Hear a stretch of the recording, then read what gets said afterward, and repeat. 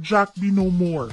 Iyan ang malungkot na naging reaksyon ng mga netizens. Nang gulatin ng aktres na si Barbie Forteza ang online community sa pag-amin niya sa hiwalayan nilang dalawa ng kapuso actor na si Jack Roberto noong January 2, 2025. Hindi nga inaasahan na maglalabas ng official statement si Barbie sa kanyang social media na nagsasabi na tinapos na nilang dalawa ni Jack ang kanilang 7-year relationship. Marami tuloy nagsasabing naging biktima sina Jack at Barbie ng tinatawag na 7-year itch na kinakatakutan ng mga magkarelasyon. Sinasabing kritikal na taon ito para sa dalawang taong nagmamahalan dahil ito ang magiging basehan kung ang isang relasyon ay magtatagal pa o kailangan na nilang magkanya-kanya ng buhay. Ito rin ang panahon kung saan kinakailangan nilang i-re-evaluate ang kanilang mga sarili. Kung isa na nga bang failure ang kanilang relasyon o nakakaramdam pa sila ng spark at focused pa sa kanilang pagsasama. Heartbreaking para sa mga Jack B shippers at followers ang nangyaring unang celebrity breakup para sa taong 2025. Inaasahan kasi ng mga fans na mauuwi sa kasalan ang kanilang relasyon dahil wala namang nakikitang problema rito. Wala rin namang nababalitang away sa pagitan nila. Pero sinabi ni Barbie na naging maganda ang kanilang paghihiwalay ni Jack. Hindi man niya sinabi kung ano ang rason kung bakit sila naghiwalay. Malaki naman ang pasasalamat niya kay Jack sa pagmamahal na ipinaramdam nito sa kanya sa loob ng 7 taon.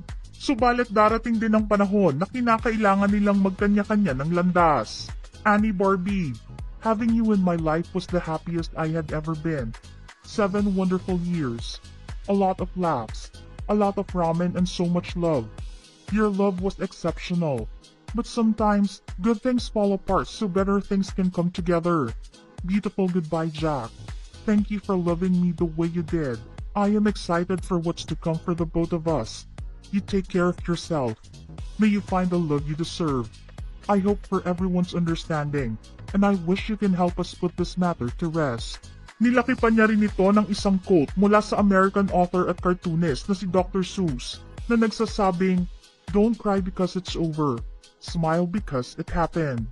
Ipinakiusap niya rin sa maraming tao na intindihin ang kanilang desisyon at tulungan din silang makamove on mula sa breakup. Umaasa rin ng aktres na makakahanap si Jack ng taong mas magmamahal ng higit sa pagmamahal na ibinigay niya rito. Ikinagulat ng buong entertainment industry ang balitang ito dahil nakita pa silang magkasama noong December 3, 2024 sa pagdiriwang ni Jack ng kanyang 31st birthday. Nag-post pa nga si Barbie ng litrato nila na magkasama at nagsulat ng very sweet message para sa aktor. Aniya sa post, "Happy birthday mahal ko. I am so proud of all your accomplishments. Today we celebrate you. Cheers mahal. I love you." Pinasalamatan din ni Jack si Barbie sa masayang birthday party nito kasama ang kanilang mga kaibigan. Noong 27th birthday naman ni Barbie, ay nabasa ang mensahe ni Jack na sinabing deserve ni Barbie ang lahat ng meron siya ngayon dahil sa dedikasyon at passion niya sa kanyang trabaho. Nangako naman ito na susuportahan si Barbie sa lahat ng pangarap nito sa buhay. Nakita rin ang litrato nilang dalawa kasama ang mga magulang ni Barbie na masayang kumakain ng steak, lobster at ice cream. Wala mang nababalitang pinag-aawayan ang dalawa at very strong at solid ang kanilang relasyon. Makailang beses naman silang pilit pinaghihiwalay.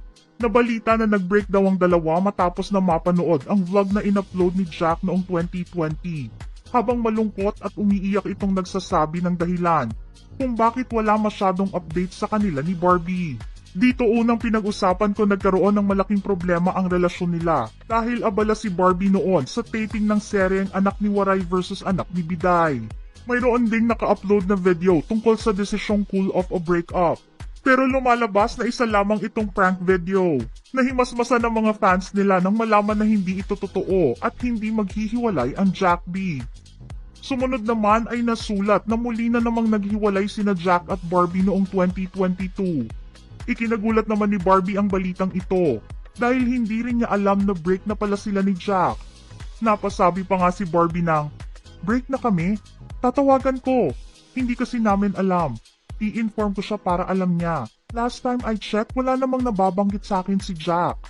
Noon nga daw ay nag-break na sila tapos break na naman ulit.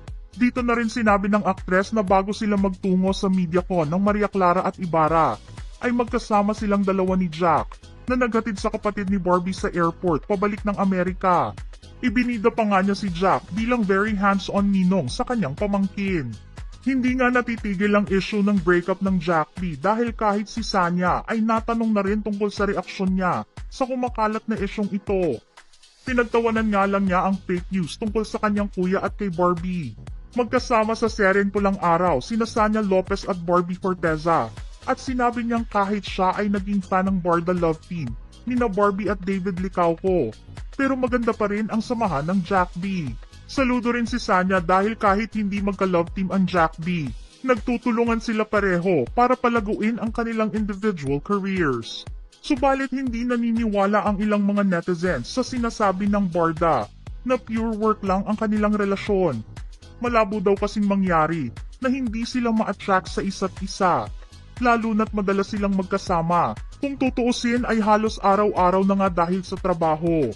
Para naman kay Jack, hindi naman niya pinagselosan ang mga lalaking nakatambal ni Barbie sa proyekto.